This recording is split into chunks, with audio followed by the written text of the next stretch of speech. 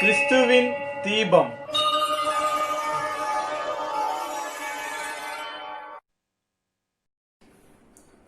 பிதாவாகிய தேவனுக்கும் ஆண்டவராகிய இயேசு கிறிஸ்துவுக்கும் பரிசுத்த ஆவியானவருக்கும் இன்றும் என்றும் உள்ள சதா காலங்களிலும் மகிமை உண்டாயிருப்பதாக. ஆண்டவராகிய இயேசு கிறிஸ்துவ நாமத்தினாலே மீண்டும் உங்களை வாழ்த்தி வரவேற்கிறேன். ஒரு குடும்பம் என்கிற இந்த தலைப்பிலே தொடர் செய்தியாக சில காரியங்களை கவனித்து வருகிறோம். அதாவது இந்த எபேசியர் நிருபம் என்பது அதனுடைய இறுதிக்கட்ட நிலையில பவுல் எழுதும் பொழுது கணவன் மனைவி வாழ்க்கையை பற்றி மிக தெளிவான ஒரு சிந்தனையை விளக்குறார். இப்ப நாம அந்த சிந்தனையை அப்படியே எடுத்துக்கொண்டு அந்த எபேசியர் நிருபம் முழுவதுமாக இருக்கிற சில காரியங்களை நாம் உற்று நோக்கும் பொழுது நமக்கு ஒரு விஷயம் புரியுது. என்ன அப்படின்னா, ஒரு திருமண வாழ்க்கை என்கிற அந்த காரியம் நடப்பதற்கு முன்பாக அந்த திருமணம் என்கிற அந்த ஒரு நம்ம ஒரு உலக வழக்குல சொல்லுறாங்க, அது ஒரு நிகழ்ச்சி மாதிரி ஆயிடுச்சுல்ல. அது அந்த நிகழ்ச்சி நடக்கிறதுக்கு முன்னால எந்த ரெண்டு பேரை கொண்டு திருமண பந்தத்துல இணைக்கிறோங்கிறது ரொம்ப முக்கியம். அதுதான் நம்ம பேசிக்கிட்டு இருக்கோம். ஏன்னா நடந்த பிறகு முட்டி முட்டி மோதி அழுவாங்க சிலவங்க. ஐயோ அப்படி பண்ணிட்டோம் இப்படி பண்ணிட்டோம், இது தப்பாயிட்டு, அவன் தள்ளி சரியில்லை, இவன் சரியில்லை, பொண்ணு சரியில்லை, மாப்பிள்ளை சரியில்லைன்னு முடியதுக்கு முன்னால எல்லாம் நல்லவன், அவன் நல்லவன், அவன் யோக்கியம், அவனை மாதிரி உலகத்திலே பரம யோக்கியம் கிடையாது, அவன் அப்படி சுத்தமானவன் இப்படி சுத்தமானவன். அதே மாதிரி பொண்ணை சொல்லுவாங்க, ஐயோ அவ அப்படியே ரொம்ப வாயவே திறக்க மாட்டா, அவ்வளவு அமைதி, வீட்டுல அவளை மாதிரி ஒரு அமைதியான ஆளே யாருன்னு நம்ம பார்க்கவே முடியாது, அந்த மாதிரி ஒரு அமைதி அப்படிம்பாங்க. முடிச்சு வச்ச பிறகு பார்த்தாச்சுன்னா ரெண்டு தலைகள் இருக்கும். முத நாளே ஆரம்பிச்சிருவா அவ. முத நாள் அவ பேச்சு அங்க வேற மாதிரி ஒலிக்கும். அது மாதிரி அவரும் ரொம்ப யோக்கியம் சொல்லிக்கிட்டு இருந்தவர், அவரும் அவருடைய பேச்சு அவருடைய நடத்தைகள்ல மாற்றம் ஏற்படும். இது எதை நம்ம நோக்கி போறோம் அப்படின்னு கேட்டாச்சுன்னா, திருமணத்திற்கு முன்பாகவே சில காரியங்களை கிறிஸ்தவ திருமணங்களும் உலக திருமணத்திற்கும் இணைஞ்சு போக ஆரம்பிச்சிட்டாங்க. நம்ம ஏற்கனவே பார்த்திருக்கோம், அந்த உலகத்துல எதை அடிப்படையா வச்சு திருமணங்களை முடிக்கிறாங்க அப்படிங்கிறத நம்ம பார்த்தோம். அப்படி பார்க்கும் பொழுது நமக்கு உலகத்துல என்ன பார்க்காங்க, அது ஒரு தேவை, ஒரு அவசியம். திருமணங்கிறது ஒரு வயசு வந்த உடனே அது ஒரு அவசியமான ஒண்ணு அப்படி பாக்குறாங்க. ரெண்டாவது என்ன செய்யறாங்க, அது ஒரு கடமை. அது திருமணம் முடிச்சு வைக்கிறது ஒரு கடமை, அது செஞ்சுதான் ஆகணும். இப்ப தேவை ஒண்ணு, அப்புறம் கடமை அப்படிங்கிற ஒரு இடத்துலயும் அதை எடுத்துக்கிட்டாங்க. மூணாவது இன்னொரு வகையில சொல்ல போனா அது ஒரு கலாச்சார பாரம்பரிய நடைமுறை. அதாவது திருமணம் என்கிறது ஒரு பாரம்பரியமா நம்ம பின்பற்றுகிற ஒரு நடைமுறை. அதை நம்ம நம்மளும் செஞ்சிடணும், நம்ம பிள்ளைங்களுக்கு நம்ம செஞ்சு வச்சிடணும், இல்லைன்னா அந்த மாதிரி. அதாவது இதை நம்ம அந்த ஒரு காரியத்தை நம்ம நடத்திடணும். ஏன்னா அது அப்படி இல்லைன்னா அது ரொம்ப தப்பா போயிடும். அது மாதிரி கலாச்சார ஒரு பின்னணியில அதை பாக்குறாங்க. இன்னொரு விஷயம் அதுக்குள்ள என்ன ஒளிஞ்சிருக்குது அப்படின்னா, ஒரு பாரத்தை இறக்கி வைக்கிறது அப்படி சொல்லுவாங்கல்ல. சுமையை இறக்கியாச்சு. ஒரு பெண் என்ன செய்யறாங்க, ஒரு வீட்டுல பெண் வச்சிருக்கவங்க ஒரு சுமையை இறக்கி வைக்கிறதா நினைக்கிறாங்க. வீட்டுல ஒரு பையன் இருந்தா என்ன நினைக்கிறாங்க, அவனுக்கு அந்த காரியத்தை அந்த வயசுல செஞ்சு வச்சிடணும், அந்த கடமை முடிஞ்சது அப்படின்னு நினைக்கிறாங்க. அதான் நம்ம சொன்னோம். அப்ப இந்த ரெண்டும் ஒரு கான்ட்ராவர்சியான விஷயம் பாருங்களேன். ஒரு விஷயம் இப்படி சொல்லுது பாருங்க, சுமையை இறக்குது அப்படின்னா என்ன, அவர் சுமந்துகிட்டு இருந்தாரு, இப்போ அந்த சுமையை கொண்டு இறக்குதாருன்னா யார் தலையில வச்சுட்டாரு, அப்போ அந்த கணவனா வாரான்ல அவரு தலைமையில கொண்டு இவர் சுமையை வைக்கிறாரா, அப்ப அந்த வார்த்தையை தப்பு பாருங்க. இவர் கடமையை முடிச்சுட்டாரு அப்படின்னு சொல்லியாச்சுன்னா அப்ப அதோட இந்த கடமை முடிஞ்சது. பையனுக்கு ஒரு திருமணத்தை நடத்தி வச்சாச்சுன்னா அந்த கடமை முடிஞ்சது. அப்போ ரைட்டு. அப்ப அந்த கடமை யார் தலையில, அந்த அவர் எங்க யார திருமணம் செஞ்சுட்டு வர்றாங்களோ அந்த மனைவி அவங்க தலையில அந்த கடமை விழுந்துருதா? எல்லாமே பேச்சே ஒரு கான்ட்ராவர்சியா இருக்கும் பாருங்களேன். அப்போ உலகத்தை ஒத்து கிறிஸ்தவ திருமணம் இருக்க முடியாது பாருங்க. அதை நம்ம சொல்ல வரோம். நிறைய விஷயங்கள்ல உலகம் நேர தலைகளை நிற்கும் பாருங்களேன். இப்போ ஒரு திருமணம் எப்படி உலக திருமணத்துல நிறைய காரியங்களை நம்ம பார்க்கும்போது அவங்க எதை அடிப்படையா வச்சு பாருங்க, இது எல்லாத்தையும் விட்டுட்டு இன்னொரு மேலான ஒரு விஷயம் இருக்கு பாருங்க. அது ஒரு வியாபாரம் ஆக்கிட்டாங்கல்ல. திருமணமே ஒரு பெரிய வியாபாரம் ஆயிடுச்சு. அதை வச்சு நம்ம கடன்களை தான் அடைச்சிடலாமான வர பார்க்காங்க சிலர். வீட்டுல ஒரு நல்ல ஒரு மாப்பிள்ள, ஒரு வேலை பார்க்குற மாப்பிள்ள இருந்தா அவரை படிச்ச கடன், அவருக்கு இவ்வளவு செலவழிச்சு படிக்க வச்சேன், அவர் இவ்வளவு செலவாயிருக்குது. அவருடைய பிறந்ததுல இருந்து அவர் வளர்ந்து இன்னைக்கு நிக்கிற வரைக்கும் செலவை பெண் வீட்டுல வாங்க முயற்சி பண்ணுதாங்களே. அங்க போய் வாங்கி அது இது பையன் தானே, நீங்க பரவாயில்ல, அதனால ஒரு பயம் இல்லை அப்படின்னு என்னமோ பையனை பெற்றதுக்கு என்னமோ பயம் இல்லாத மாதிரி, பெண்ணை பெற்றுட்டா என்னமோ ஒரு ஏதோ ஒரு பெரிய சுமையும் பாரத்தையும் ஏதோ ஒண்ணு பெத்து வச்சுட்ட மாதிரிலாம் இங்க வந்து உலகத்துல அப்படி பேசிக்கிட்டு இருக்காங்க. அப்ப எதை அடிப்படையா வச்சு பேசுறாங்க? பெண்ணுனா நமக்கு ஒரு பெரிய செல்வம் வேணும், பொருள் பலம் இருந்தாதான் ஒரு நல்ல ஒரு பையனுக்கு அவனை கட்டி கொடுக்க முடியும் அப்படின்னு நினைக்கிறாங்க. பையன் ஒரு நல்ல பையன் வந்துட்டா என்ன நினைக்கிறாங்க? நல்ல பையன் சிக்கியிருக்கான், நல்ல வேலை வேற வாங்கி கொடுத்தாச்சு, ஒரு அமௌண்ட் இதை வச்சு நம்ம பாத்திர வேண்டிதான் அப்படின்னு பெற்றோர்கள் முயற்சி பண்ணுறாங்க.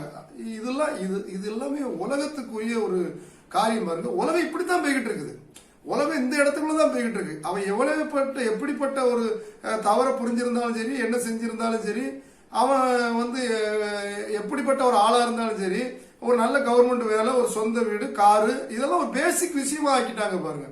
என்ன பண்ணுவாங்க? ஒரு நல்ல வேலை இருக்குது, ஆமா நல்ல வேலை பார்க்கான், அவன் பார்ப்பான் நல்ல வேலை, அதுக்கப்புறம் தான் தெரியும் அவர் என்ன வேலை பார்க்காருன்னு.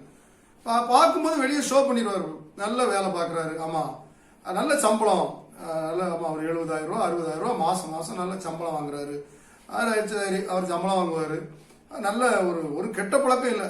இவருக்கு போய் பார்த்தாரா கூட நின்று 24 மணி நேரம் ஒரு கூட நின்று இவருக்கு கெட்ட பழக்கம் இருக்கா இல்லையாங்கிறதெல்லாம் பார்த்தாரா? தெரியாத. அப்ப எதை வச்சு இவங்க கணிக்கிறாங்க? இதெல்லாம் மற்றவங்க சொன்ன விஷயங்கள், சுத்தி வர இருக்கவங்க விஷயங்கள். அப்ப இது எல்லாத்தையும் விட நமக்கு ஒரு கிறிஸ்தவனுக்கு எப்படி இதெல்லாம் பாருங்களேன், இதே இவனும் ஃபாலோ பண்றாங்கன்னு வைங்களேன். ஒரு கிறிஸ்தவனும் ஃபாலோ பண்ணி எல்லாம் இதே பின்பற்றுதாங்க. உலக நடைமுறையிலே அவங்களும் இருக்காங்க. உலக நடைமுறையிலே பணத்தை பெற்றுக்கொண்டு கல்யாணம் முடிக்கிறாங்க. இல்ல திருமணத்தை நிர்ணயம் பண்ணுறதே ஒரு நகையும் பந்தம் அதுதான் அப்படின்னு நினைச்சோம்னா எதுக்கு கிறிஸ்தவனா இருக்கணும்? நீங்க போய் பேசாம அந்த ஏதோ சொல்லுவாங்கல்ல, அந்த கோயில்களில் போய் நல்ல திருவிழாவில் நல்ல சாமி கொண்டாடி ஆடிட்டு நல்ல ஜம்ஜம்னு வந்துடலாமே. இது எதுக்கு சபைக்கு நம்ம வரணும்? தேவனுடைய சபைக்கும் சாத்தானுக்கும் சம்பந்தம் எங்க இருக்குது? ரெண்டையும் நம்ம இணைக்க முடியாதுல்ல. இது இல்லைன்னா அதுல தானே ரெண்டு தோணில கால் வச்சா முடியுமா? ஆண்டவர் என்ன சொல்றாரு? 2 எஜமானங்களுக்கு ஊழியம் செய்ய ஒருவனாலும் கூடாதுங்க. இப்போ இந்த திருமண பந்தங்கிறது ரொம்ப முக்கியமான விஷயங்க. இந்த வசனத்தை நீங்க அடிப்படையான திருமண காரியத்தோட வச்சு பாருங்களேன். 2 எஜமான், ஒரு எஜமான் வந்து தேவன் யாரை காட்டுறாருன்னா பணத்தை தான் காட்டுறாரு. உலக பொருள், அது ஒரு உலக பொருட்களுக்கு ஆதாரமான ஒரு தெய்வத்தை குறிக்கிற ஒரு கிரேக்க வார்த்தையா இருந்தாலும் நம்ம நேரடியா தமிழ்ல அப்படி மொழியாக்கம் பண்ணிருக்காங்க. அது ஒரு நல்ல மொழிபெயர்ப்பு தான். உலக பொருளுக்கும் தேவனுக்கும் சம்பந்தப்படுத்தி பார்க்க முடியுமா? 2 சம்பந்தப்படுத்தி பார்க்க முடியாது. அப்போ உலகத்துல நடக்கிற அந்த வைபவங்களுக்கும் அந்த சடங்காச்சாரியங்களுக்கும் அந்த கலாச்சாரத்திற்கும் அந்த நோக்கத்திற்கும் அந்த எண்ணத்திற்கும் தேவனுடைய சபைகளுடைய திருமணம் எப்படிங்க ஒத்து போக முடியும்? அப்ப நேர் கான்ட்ராவர்சி பாருங்க. 2க்கும் அதுக்கும் பெரிய பிரிவே இருக்குது. என்னதுனே தெரியாம இவங்களும் அவனும் செய்தான் நானும் செய்தான், அவனும் கொண்டாடுதான் நானும் செய்தான், அவனும் திருவிழா மாதிரி கொண்டாடுதான் நானும் திருவிழா மாதிரி கொண்டாடுதான், அவனும் வெடி போடுதான் நானும் வெடி போடுதான். என்னது இது? இப்படி ஆகி போச்சு பாருங்க. இந்த உலகத்துல கிறிஸ்தவ திருமணங்கள் கூட நம்ம கவனத்தோட இந்த காரியங்களை நம்ம கவனிச்சாதான், அவங்க ஆரம்பத்தை கவனமா கவனிச்சாதான் போக போக அந்த வாழ்க்கையினுடைய சுபிக்ஷை நமக்கு தெரியும். இல்லைன்னா நம்ம ஏதோ வாழ்ந்துகிட்டு இருப்போம். இப்போ ஒரு பெற்றோரா அவர் ஒரு தப்பு பண்ணிட்டு இருந்தாருன்னு வைங்களேன், நாளைக்கு பிள்ளைகளை சீர்திருத்தவே முடியாது. அவர் சொல்லுவான், நீர் என்ன யோக்கியமானு தகப்பனையும் பார்த்து பிள்ளை கேட்டுருவான். அப்போ இணையும் போது ஒரு திருமண இணைப்பு என்பது ரொம்ப அவசியமான ஒரு முக்கியமான ஒரு விஷயமா இருக்குது. அதான் இதுல தவறாக நடக்கிறவர்களை நம்ம வந்து ஒருவேளை சபைக்குள்ள இருந்து கூட சபையாராக இருக்கிறவர்கள் கூட இந்த மாதிரி ஒரு உலகத்தின் எண்ணத்தோட அவர்கள் வந்து இருந்தாங்கன்னு சொல்லியாச்சுன்னா அதை வந்து சீர்திருந்தணும், அது சீர் பொருந்தணும். அதுங்களை திருத்துற இடத்துல சபை ஊழியக்காரங்களும் சபை போதகர்களும் இருக்கணும். ஏன்னா சபை போதகர்களே தப்பு பண்ணிட்டாரு, அவர் யாரை போய் திருத்த? அப்ப போதகர்களே அதுல இருந்து அடிப்படையில வந்து இந்த மாதிரி விஷயங்கள்ல எவ்வளவு சரியா இருக்குன்னு யோசித்து பார்க்கணும். தாயும் தகப்பனையும் கனம் பண்ணணும். தந்தை அப்படிதானே வசனம் என்ன சொல்லுது? உன் தகப்பனையும் உன் தாயையும் கனம் பண்ணுவாயாக. இந்த வசனத்தை நம்ம வந்து பல மாதிரி புரிஞ்சுக்கலாம். எப்படி கனம் பண்றோம்? இப்போ ஒரு இடத்துல வந்து ஒரு பையன் வந்து அவர் வீட்டில் ஒரு பெண்ணை பார்த்து எனக்கு திருமணம் பண்ணி வைங்கன்னு சொல்லி ஒரு ஃபாதர் இல்லை ஒரு பாஸ்டர்னு சொல்றாங்கல்ல, என்ன ஒரு போதகர்கிட்ட வராங்கன்னு வைங்க. பாதுகார்ட்டே ஒரு ஊழியக்காரர்கிட்ட வர்றாங்க. வந்த உடனே என்ன செய்யணும்? நீ யாரு, உன் தகப்பன் யாரு, உங்க வீடு என்ன? ஏன்னா வேத வசனம் என்ன சொல்லுது? தந்தையையும் தாயும் கனம் பண்ணணும்னு சொல்லியிருக்கல, உன் தகப்பனையும் தாயையும் கனம் பண்ணணும்னு சொல்லி இருக்குது. அப்போ தகப்பனையும் தாயும் கனம் பண்ணாவும் ஒருத்தன் வாரான், யாரையாவது ஒருத்தர் வந்து எனக்கு இதை கல்யாணம் முடிச்சு வைங்க திருமணம் முடிச்சு வைங்கன்னு சொல்றான். சொன்ன உடனே இவங்க என்ன முடிவு எடுத்துருந்தாங்க, அவர் யாரா இருந்தா நமக்கு என்ன, 2 பேர் வந்துட்டாங்க, நமக்கு சபைக்கு 2 பேர் 2 ஆதாயம் வருது போல 2 பேரையும் பிடிச்சி வச்சு இவங்களே கையெழுத்து போட்டு திருமணத்தை முடிச்சு அனுப்பி விட்டுருந்தாங்க. இது நடந்துகிட்டு இருக்கிற ஒரு காரியமாகவும் இருக்குது. ஆனா சில இடங்கள்ல அது நடக்கிறது இல்லை. பொதுவா என்ன, அவங்க தாய் தகப்பன் அவங்களுடைய முழு ஒப்புதல் பெற்று அவங்களுடைய அனுமதி பெற்று 2 தரப்பு அனுமதி முழுமையா பெற்று, இல்லைன்னா காம்ப்ரமைஸ் ஆகி அந்த அனுமதியை பெற்று தானே நடத்தணும். அப்ப தாய் தகப்பனும் கணம் பண்ணாம வருகிற, தந்தையும் தாயும் கணம் பண்ணாம வருகிற ஒரு 2 பேரை அந்த சபைகளே வந்து சேர்த்து விடுத அந்த அலங்கோலத்தை பாக்குறோமே, இது எவ்வளவு பெரிய ஒரு வேதத்துக்கு விரோதமான ஒரு காரியத்தை ரொம்ப அப்பட்டமா ரொம்ப வெளிப்படையா செய்ய ஆரம்பிச்சிட்டாங்க சபைகளில். இது வந்து ஒரு ஒரு போலித்தனமான ஒரு திருமண வாழ்க்கைக்குள்ள மக்களை அனுப்புகிற ஒரு மோசமான செயலை இன்னைக்கு அநேக சபைகள் வியாபாரமா செஞ்சுட்டு வராங்க அப்படின்னு தான் நான் சொல்ல முடியும். வேற என்ன சொல்றதுக்கு இருக்குதுல, இந்த காரியத்திலாம் கவனமா இருக்கணும். ஏன் அதை சொல்றேன் அப்படின்னா, திருமணம் பந்தம் என்ன நாம சொன்ன மாதிரி இது ஏதோ மனுஷன் உருவாக்கி வச்ச, இல்லைன்னா மனுஷனுடைய எண்ணத்தில் பிறந்த, இவன் என்னமோ பெரிய ஞானியாகி இப்படித்தான் வாழ்க்கை நடத்தணும் இவன் உருவாக்கி வச்ச காரியமே இல்லை பாருங்க. அது மனுஷனுக்கு அதுக்கு சம்மந்தமே கிடையாது. முதல் திருமணத்தை நடத்தி வைத்தவர் யாருங்க? தேவன் நடத்தி வச்சாரு. அப்போ ஒரு கிறிஸ்தவன் எப்படி பார்வை பார்க்கணும், ஐயோ இது உலகத்து காரியமே இல்லையே, இது நான் உலகத்துல மனுஷன் சொல்லி வச்சதுனால நான் செய்யல, இது எனக்கு ஒரு அவசியம், எனக்கு ஒரு தேவை, இது நான் செஞ்சுதான் ஆகணும் அப்படிங்கிறதுக்காக செய்யல. என்னுடைய தேவை கிடையாது, இது என்னுடைய ஆசை கிடையாது, என்னுடைய இச்சை கிடையாது, என்னுடைய மோகம் கிடையாது, இல்ல நான் எனக்குரிய கடமை கிடையாது, இது எதுவுமே கிடையாது பாருங்க. இல்ல உலகத்துல கலாச்சாரப்படி எல்லாருமே செய்யறாங்க நானும் செய்யறேன் அப்படிங்கிறதும் கிடையாது. தேவனுடைய நிர்ணயம், தேவனுடைய சித்தம், தேவனுடைய திட்டம். அப்போ ஒரு திருமண வாழ்க்கையில தேவனுடைய சித்தத்தின்படி நடக்கணும் அப்படின்னாலே முதல்ல எங்க போயிடணும், நம்மளுடைய ஒரு காரியம் எங்க இருக்குது, எப்படி நடத்தணுங்கிற காரியம் எங்க இருக்குது. வேதத்தை தூக்குறது ஒரு வழி இல்லைங்க. வேதத்தை விட்டுட்டு வெளியே போய் எல்லாரும் செய்யற மாதிரி நானும் செஞ்சிருக்கேன். எனக்கு எதுக்கு வேதம், எனக்கு எதுக்கு இந்த பைபிளை தூக்கிக்கிட்டு நான் தெருவா ஏன் அலையில, நான் சபையில நானும் போய் ஒரு மனுஷன் ஏன் உட்கார்ந்துருக்கணும், பேசாம எங்கேயாவது போய் வேற ஏதாவது மரத்தின உட்காந்து குறி சொல்லிக்கிட்டு இருக்கலாம். அதுக்கு அந்த காரியத்தை பண்றாங்க, அதுக்காக தான் சொல்றோம்.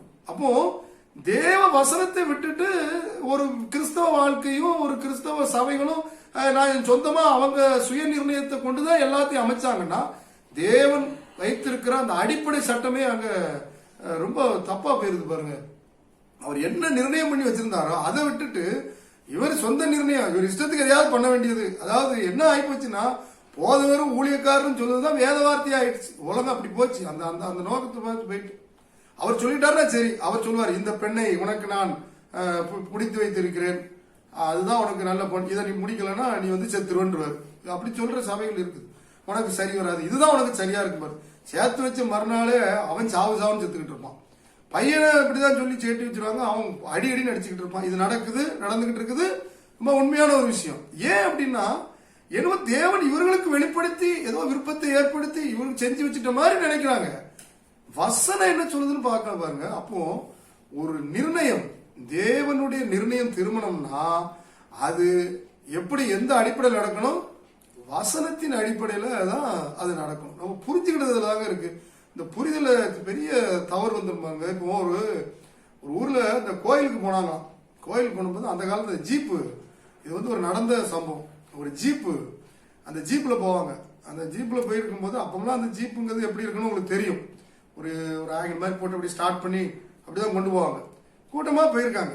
போயிட்டு ஒரு இடத்துல ஒரு இரவு நேரம், ஒரு ராத்திரியில ஒரு 9:30 மணி இருக்கும், அப்படி அந்த அளவுல இருக்குன்னு வைங்களேன். இவங்க ஜீப்பை கொண்டு ஒரு பெரிய போல், அந்த ஒரு எலக்ட்ரிக் போஸ்ட்டுக்கு கீழே நிறுத்திட்டு, அந்த இடத்துல அப்போ ரேரா தானே இருக்கும், அங்கங்க இந்த போஸ்ட்டுக்கெல்லாம் இருக்கும், நிறுத்திட்டு திருப்பி வந்து வண்டியை ஸ்டார்ட் பண்ணும்போது இந்த லைட் எரியல. இந்த வண்டியில வந்து பார்த்துருக்காங்க, அங்கே பார்த்துருக்காங்க, அந்த டைம் அந்த முன்னால லைட் எரியல. அப்போ அவன் சொல்லியிருக்காரு, அந்த டிரைவர், இந்த இங்க இருக்க ஆட்கள்லாம் முரட்டு ஆளுங்களா உள்ள உட்காந்துருக்காங்க. எல்லாம் கோயிலுக்கு போறவங்களாம் நல்லா மீசிங்கமா கொஞ்சம் முரட்டு ஜாமான்கள் மாதிரி உள்ள உட்காந்துட்டு அப்படியே உடல் ஆட்டிக்கிட்டு இருக்கிற அந்த குரூப்புகள் அது உள்ள உட்காந்துருக்குது. இவர் ஜீப் டிரைவர் வந்து, ஐயா ஒன்றும் இல்லை, கரண்ட் போயிட்டு அப்படின்னு இருக்காரு. கரண்ட் போயிட்டா அது எப்படி போகும் அப்படின்னு இருக்கான். இல்லையா கரண்ட் போயிட்டு அப்படின்னு இருக்காரு. நேரம் வருது இறங்க, எங்களை என்ன பார்த்தா முட்டாள் தெரியுதா, எங்களை பார்த்தா உனக்கு என்ன பைத்தியக்கார மாதிரி தெரியுதான் இருக்கா. இல்லையா உண்மையே போயிட்டு இருக்கு. அங்க பாரு போஸ்ட்ல லைட் எரியுதா இல்லையா, எரியுது. அப்பவும் கரண்ட் இருக்குல்ல, நீ கரண்ட் இல்லைங்கன்னு இருக்கான். ஐயா அது வேற இது வேற. போஸ்ட்ல லைட் எரியுதுல, கரண்ட் இருக்குதா? கரண்ட் இருக்குது. ஜீப்ல கரண்ட் இருக்கு, அது நீ இல்லைங்கிற. எப்படி அதாவது அவங்களுடைய இது வந்து எவ்வளவு முட்டாள்தனமா நம்ம சிரிக்கிறோம்ல. நம்ம கொஞ்சம் யோசித்து பாருங்களேன், இது எவ்வளவு பெரிய முட்டாள்தனம். அங்க வாகனத்துல கரண்ட் போயிட்டுங்கிற அவன் சொல்ற காரணத்தையும் பப்ளிக் போஸ்ட்ல வந்து கரண்ட் இல்லைங்கிற விஷயத்தையும் நீங்க சம்பந்தப்படுத்தி பார்த்தா இப்ப எவ்வளவு ஒரு நமக்கு எப்படி பார்த்தா உண்மையிலே அது ஒரு எவ்வளவு முட்டாள்தனமா நமக்கு தெரியுது. இப்படிதாங்க வேதத்தை நிறைய பேர் பார்த்துக்கிட்டு இருக்கான். இந்த பார்வை தான் பார்த்துட்டு இருக்காங்க. எவ்வளவு முட்டாள்தனமா இஷ்டத்துக்கு ஒண்ணு பேசிக்கிட்டு இஷ்டத்துக்கு ஒண்ணு செஞ்சுக்கிட்டு நான் வேதத்தின்படி செஞ்சேங்க.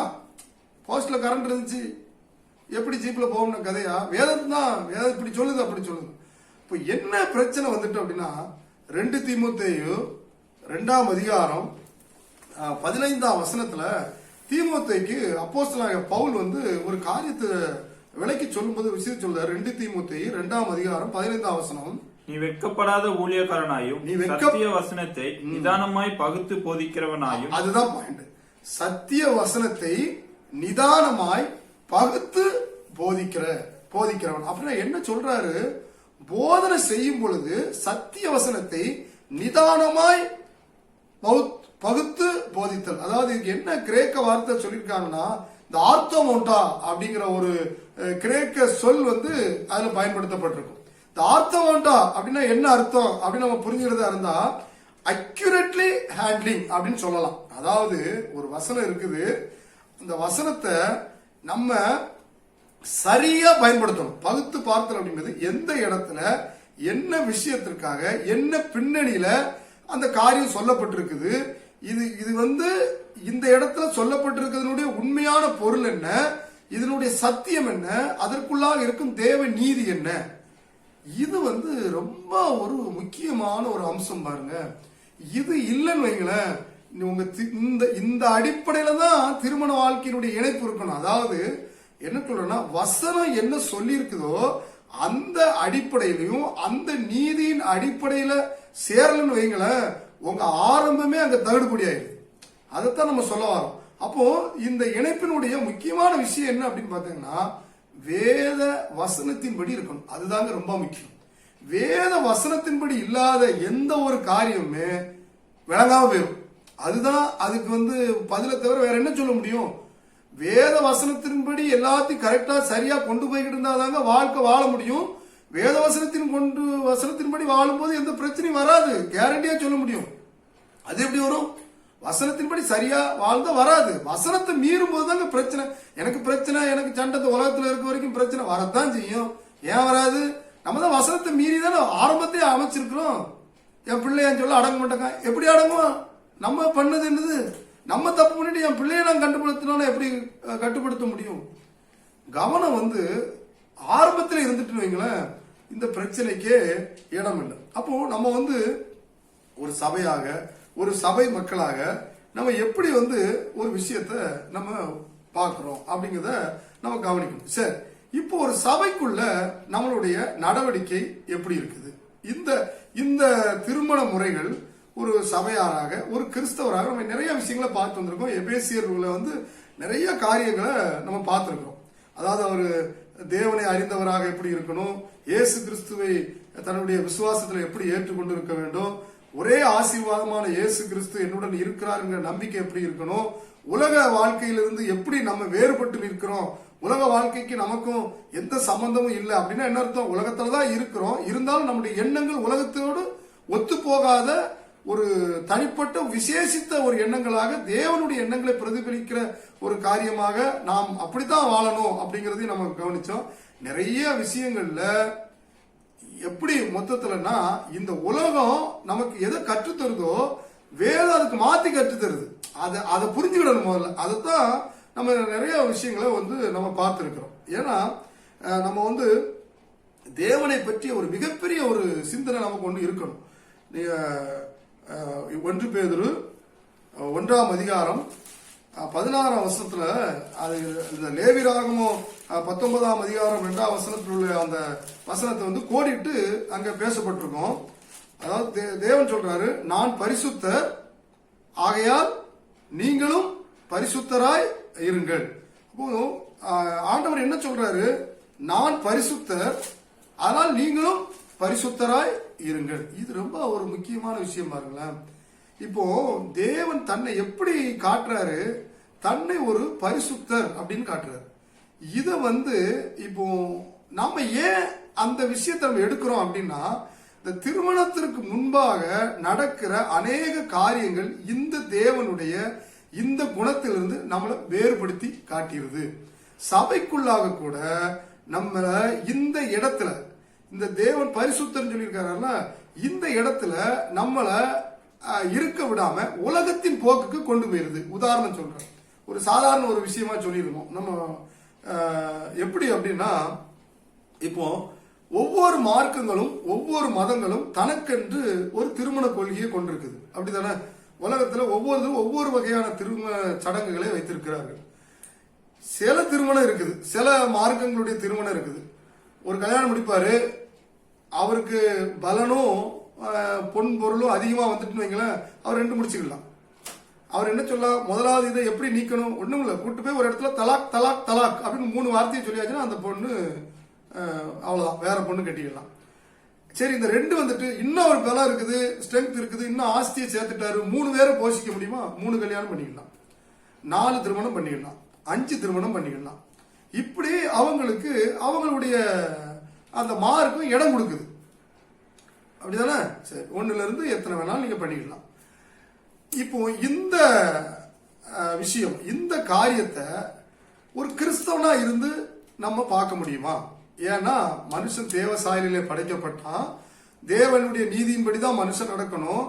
ஆண்டவர் இயேசு சொல்றாரு, நம்ம ஏற்கனவே பார்த்திருக்கிறபடி, மனுஷன் தேவன் இணைத்ததை மனுஷன் பிரிக்காது இருப்பானாங்கன்னு சொல்லியிருக்கிறாரு. அதுக்கு முன்னால் என்ன, அவர்கள் ஒரே மாம்சமாய் இருப்பார்கள் என்று சொல்லியிருக்காரு. 2 பேரும் பிரியக்கூடாதுங்கிறாரு. ஆனா ஒரே மாம்சம் என்ன, ஒரு கணவன் ஒரு மனைவி என்பது ஒரு மாம்சம் தாங்கிறாரு. அப்போ இதுல 5-6 மனைவி ஒரு கணவன் ஒரு மாம்சம் ஆக முடியுமா? முடியாது.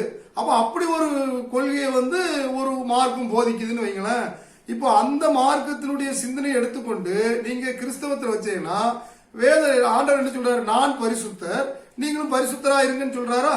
அப்ப என்ன சொல்றாரு? நீங்களும் பரிசுத்தரா இருங்கன்னா நான் என்ன நீதியை எழுதி வச்சிருக்கணும் அப்படி நீங்க நடங்க, அதுதான் உங்களுக்கு நீதியா இருக்கணும். நான் கட்டாயப்படுத்த மாட்டேன். நீங்க புதிய ஏற்பாட்டுல தான் பாருங்க, புதிய ஏற்பாட்டுடைய முக்கியமான ஒரு விஷயம் என்ன பார்த்தோம்னா, எந்த மனுஷனுமே கொண்டு தேவன் குத்தி அப்படியே வெட்டி எடுத்து இழுத்து கொண்டு கட்டாயம்லாம் படுத்த மாட்டாரு. நம்ம இஷ்டத்துக்கு தான் விட்டுருக்காரு. அதான் சொல்றேன், சுதந்திரம் தான். யாரையாவது கம்பல் பண்ணி ரொம்ப வலுக்கட்டாயமாலாம் ஒரு தடவை நீங்க சொல்லுவாங்களா, கிறிஸ்தவத்துக்கு மாத்துறதுக்கு ரொம்ப யாரையும் வலுக்கட்டாயமாலாம் மாற்ற முடியாது. தானாகவே மனம் திரும்பி தனக்குத்தானே தன் பாவத்தை உணர்ந்து வந்தாதான் உண்டை தவிர யாரும் போய் யாரும் தலையில அடிச்சு கொட்டி குதிரையெல்லாம் கொண்டு இழுத்து வர முடியாது. வரவும் மாட்டாங்க. அப்படி தேவன் அனுமதிக்கல. தேவன் நினைச்சிருந்தாரு ஒரு நிமிஷங்க எல்லாத்தையும் ஒரு அடி அடிச்சு வாங்கடா ஒழுங்கா அப்படின்னா அவங்க வந்துதான் ஆகணும். அவர் வல்லமை உள்ள தேவன், சர்வ வல்லமை உள்ள தேவன், எதையுமே அவரால் செய்ய முடியும். அவரால் முடியாத காரியம் ஒண்ணும் இல்லையே. மனுஷனுக்கு அப்படி படைக்கலையே. அவர் சாயல்ல படைச்சிட்டதுனால அதனுடைய சுதந்திரத்தை அவன் அனுபவிக்கான். அவன் இஷ்டம் தான் அது, அவனுடைய டிசைர் அது. அப்போ என்ன, அவருடைய இஷ்டத்துக்கு விட்டதுனால இப்ப அவர் அழைக்கிறாரு, நான் இப்படி இருக்கேன்பா, நான் எனக்குன்னு ஒரு நீதி இருக்கு, அந்த நீதியின்படி தான் நான் இருக்கிறேன். அப்போ நான் பரிசுத்தர், ஆனா நீங்களும் பரிசுத்தரா இருங்கள். அப்படின்னா தேவனுக்கும் மனிதனுக்கும் வித்தியாசம் இருக்குது.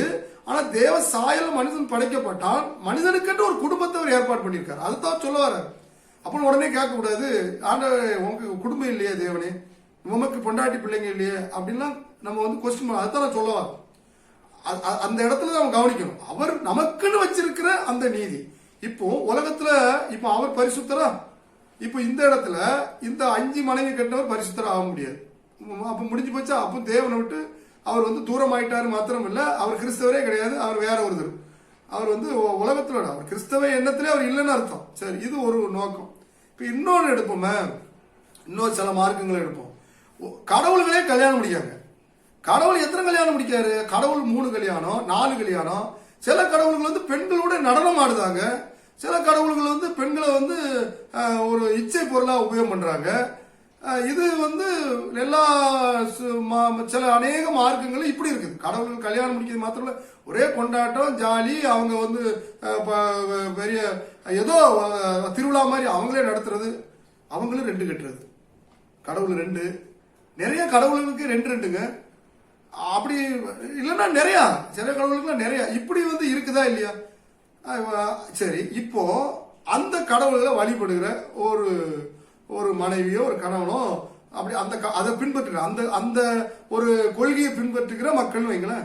அநேக மனைவி கட்டியிருக்கிற கடவுள்கள், 2 மனைவிகளை கட்டியிருக்கிற கடவுள்கள் இருக்காங்கன்னு வைங்களேன். இவங்க ஒரு ரைட்டு.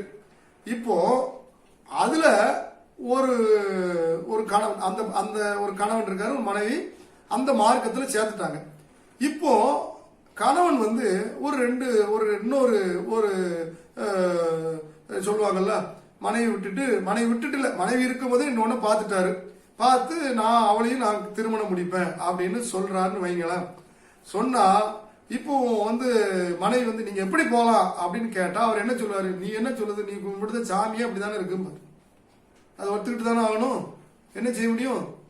சரி, இப்போ இப்படி சொல்லுவோமே, ஒரு மனைவி ஏதாவது இந்த உலகத்துல ஒரு பெண், ஒரு மனைவியா இருக்க ஒரு பெண்ணு தன்னுடைய கணவனை பார்த்து தான் வணங்குகிற தெய்வம் எந்த வேலைகளை செய்தோ அந்த வேலைகளை செய்ததுக்கு நான் உங்களை அனுமதிக்க, அந்த கடவுளை மாதிரி நீங்க இருங்க அப்படின்னு சொல்ல முடியுமா? யாராவது ஒரு மனைவி இந்த உலகத்தில் இருக்க எத்தனையோ தெய்வங்கள் அப்படி இப்படி வழிபடுதாங்க. தெய்வ குறைபாடுன்னு சொல்லல, அவங்க வழிபடுகிற ஒரு காரியத்தை கணவனை பார்த்து இந்த தெய்வம் இப்படி இருக்குது அப்படின்னு அவங்களுக்கு தெரியுதோ தெரியாதோ நமக்கு ரெண்டாவது விஷயம். கணவனை பார்த்து இவரை மாதிரி நீங்க இருங்க, நீங்க கடவுளை மாதிரி இருங்க அப்படின்னு எந்த கடவுளையாவது கணவனை பார்த்து நீங்க அப்படி இருங்கன்னு சொல்லியாச்சுன்னா கடவுள் 5 கட்டிட்டு வந்துடுவாரு. கடவுள் இப்படித்தானே இருக்கும் பாரு, மேல ஒண்ணு கீழே ஒண்ணு வைக்கணும் அப்படின்னு. அப்போ அவர் 2 சொல்ல முடியுமாங்க?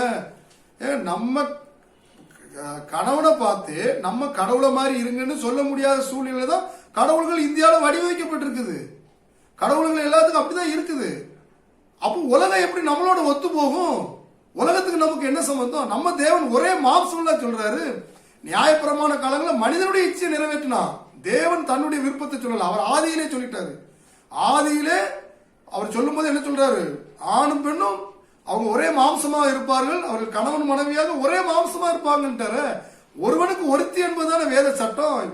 நியாயப்பிரமாண காலங்களில் மத்தியில வந்து தன்னுடைய சுய எச்சரிக்கை ஏற்றாலும் மாத்திட்டாங்க.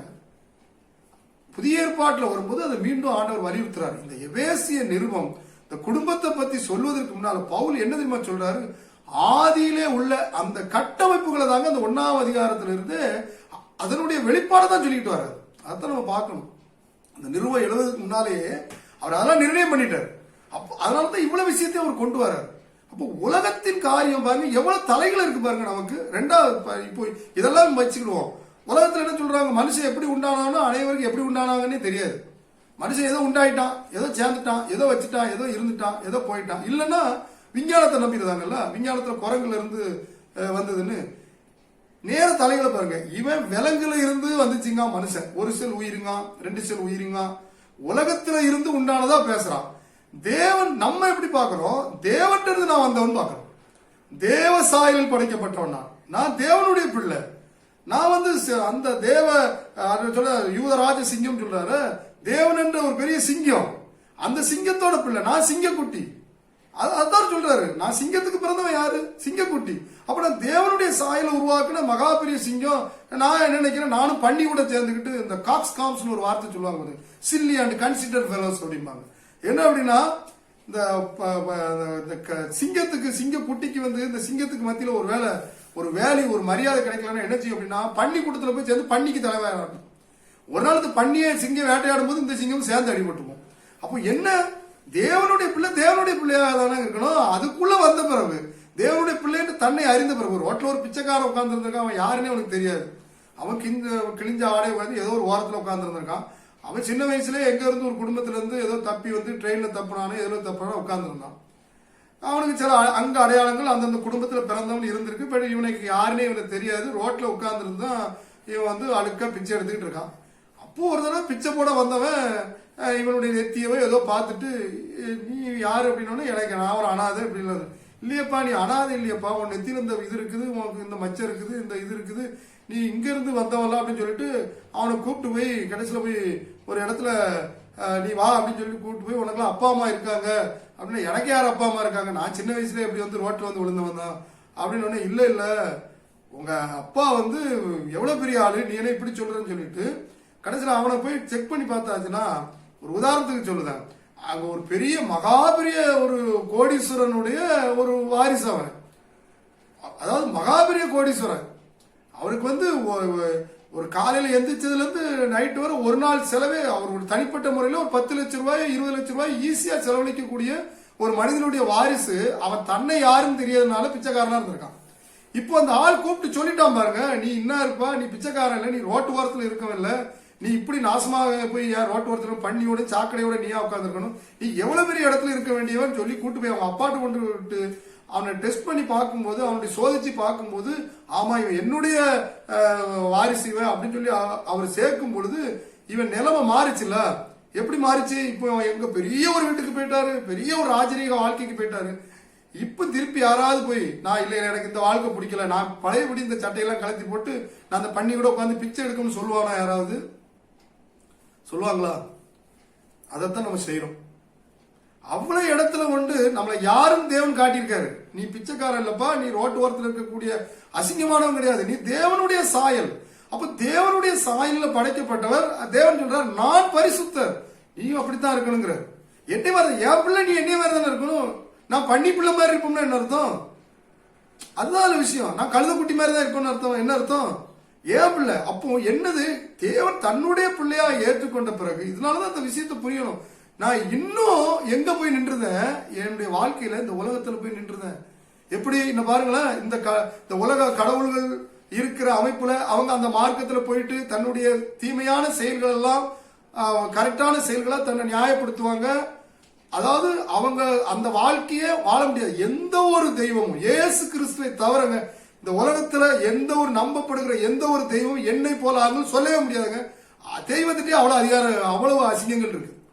யாரும் சொல்ல முடியாது. இயேசு கிறிஸ்து ஒருவர் தான் சொல்ல முடியும், என்னை போலாகுங்கள், நான் பரிசுத்தர் நீங்களும் பரிசுத்தராயிருங்க. நீ இயேசு கிறிஸ்துவை தவிர எந்த ஒரு தெய்வமும் சொல்லப்படாத அந்த நிலையில உலகம் அவங்களை பின்பற்றி போகும்போது அந்த வழியில தான் என் வாழ்க்கையை நான் அமைச்சிருக்கேன்னு சொல்லி நீங்களும் சொன்னா தேவனுக்கு எவ்வளவு விரோதமா துரோகம் பண்றோங்க. அந்த துரோகத்தை சபைகளும் செய்கிறதுங்க. அதுதான் பெரிய பரிதாபத்துக்குரிய விஷயம்.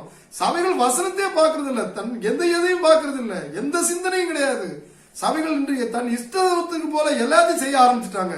திருமண வாழ்க்கை யாருக்கெல்லாம் முடிச்சு எப்படி போய் வாழ்ந்துட்டாங்க 90. அதனாலதான் மீண்டும் மீண்டும் சொல்கிறோம், திருமண வாழ்க்கையில் 90% இன்று கிறிஸ்தவ திருமண வாழ்க்கை தோல்வியில் முடிய காரணம் சபைகள் எடுக்கும் தவறான முடிவும், சபைகள் சரியா போதிக்காததும், சபைகள் தப்பான திருமணங்களை அவர்கள் இஷ்டத்திற்கு நடத்தி வைப்பதும், வேத வார்த்தைகளை அவர்கள் விலகி விட்டதும், அவர்கள் சபையாரவே இல்லை என்பதும், சபைக்கு ஏதோ அவர்கள் சும்மா ஏதோ ஊதியத்திற்கு வேலை பார்க்கிற ஊழியக்காரர் ஆகிவிட்ட காரணத்தினால் நடக்கின்ற கொடுமைகள் தேவன் பார்ப்பார்.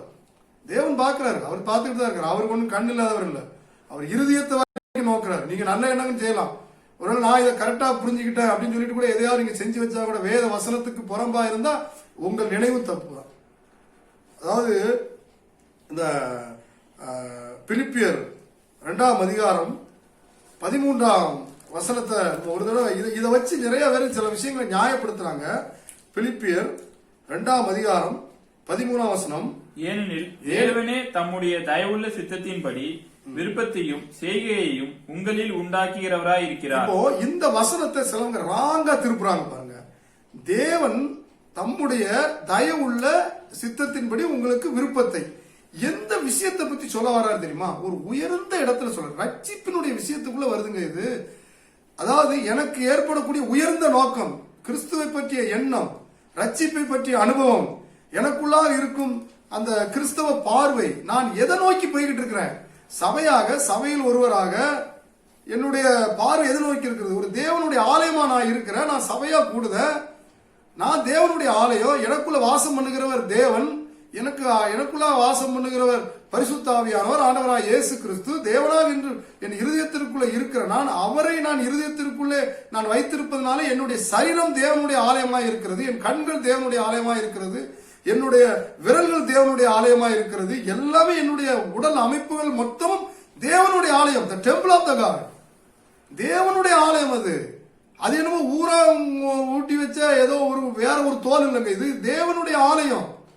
இந்த தேவனுடைய ஆலயத்திற்குள்ளாக இருக்கும் தேவனுடைய விருப்பம் என்பதை என்ன அந்த விருப்பம் தேவன் கொடுக்கிற விருப்பம் எங்க இருந்து பெறப்படும்? வேதத்திலிருந்து பெறப்படும்.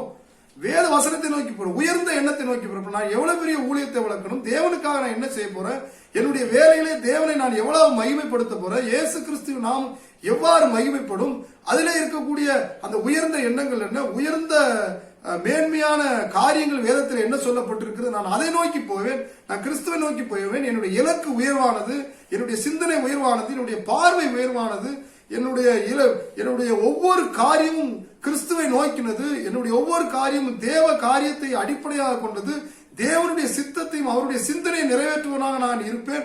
என்னுடைய விருப்பம் அந்த விருப்பம். நான் ஒரு பெரிய சபையை கட்டுவேன் நினைக்கலாம், தேவனுடைய காரியத்துக்கு பெரிய ஊழியங்களை செய்வேன் நினைக்கலாம், தேவனுடைய காரியத்திற்காக என்னை நான் அர்ப்பணிக்கிறேன், நான் முழுவதுமாக என்னை அதற்காக ஒப்புக் கொடுக்கிறேன் நினைக்கலாம். என்னுடைய வாழ்க்கை, என்னுடைய வாழ்நாள், என்னுடைய இலக்கு எல்லாமே எனக்காக தேவன் குமாரனாக தன்னுடைய ரத்தத்தை சிந்தி சபையை சம்பாதித்துக் கொண்டாரே, அதிலே ஆலயமாக இருக்கிற நான் அவருக்காக நான் எதையும் செய்ய துணிவேன். இதுதாங்க உங்க மனசுல ஏற்படக்கூடிய விருப்பம். நான் அந்த பொண்ணை கல்யாணம் முடிப்பேன், நான் இந்த பையனை கல்யாணம் முடிப்பேன், நான் அவனை பார்ப்பேன், நான் அவளை பார்ப்பேன், அவ என் மனசுல குடியிருக்கா, அவன் என் மனசுல குடியிருக்கா, இது தேவ சித்தம் அப்படின்னு நீங்க விருப்பம் அப்படின்னு நீங்க தவறான பார்வை வச்சு பாருங்க. அந்த இடத்துல நாம எங்க விலகிட்டோம் அப்படின்னா, தேவனுடைய பார்வையிலிருந்து விலகி எங்க போயிட்டோம், பிசாசனுடைய பார்வைக்கு ஒத்து போயிட்டோம். இன்னும் நிறைய வசனங்கள் இருக்குது, நம்ம அடுத்த வாரம் தொடர்ந்து கவனிப்போம். இதனுடைய நீட்சியை பார்க்கும்போது உங்களுக்கு தெளிவா நம்ம விளங்கும்படியா அதை சொல்லுவோம். அப்போ விருப்பத்தை ஏற்படுத்துகிறவர் என்கிற அந்த ஒரு காரியம் உங்க மனசுல ஒரு ஆணு ஒரு பெண்ணு விருப்பத்தை ஏற்படுத்துகிறவர் இல்ல. அப்படி விருப்பத்தை அவர் ஏற்படுத்தினா அவர் எப்படிங்க பரிசுத்தன்னு உங்களை சொல்ல முடியும்?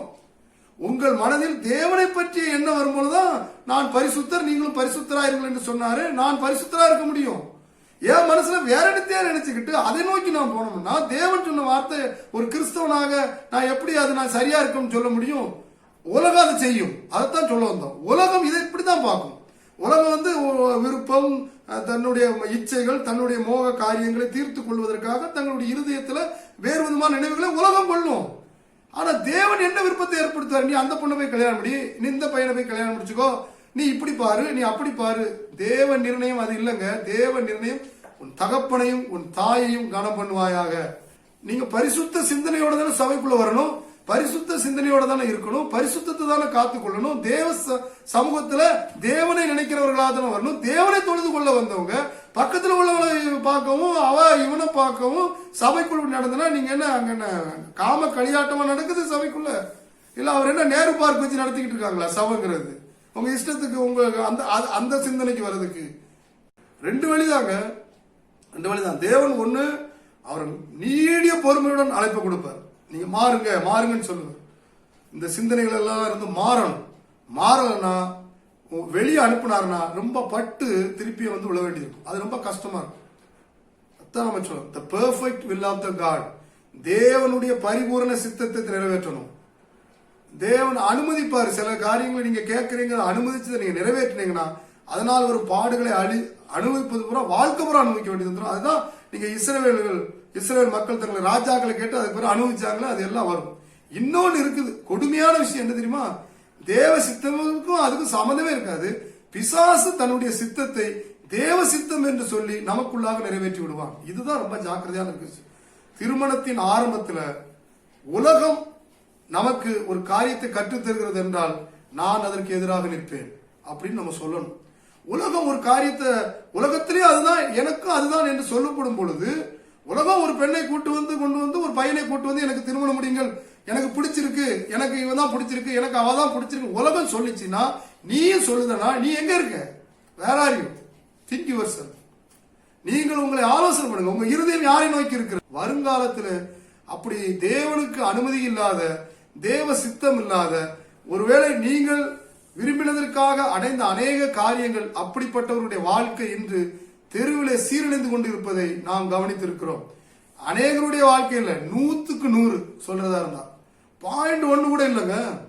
உலக அளவிலே சொல்றேன். அமெரிக்கா எல்லா நாடுகளிலும் இன்னைக்கு இந்த கலாச்சாரத்தை பின்பற்றினதுனால் வந்த விளைவு என்ன தெரியுமா? தேவ சட்டத்தை விட்டு வெளியே போனதுனால, புற சட்டத்திற்கு அவர்கள் தன்னை அடிமையாக்கி கொண்டதுனால அநேக அவருடைய நாமத்தை குலைச்சலாக்கிட்டாங்க. இறுதியாக லேவியராகமம் 22ஆம் அதிகாரம் 32ஆம் வசனம் தெளிவா நமக்கு ஒரு விஷயத்தை சொல்லிருது. லேவியராகமம் 22:32.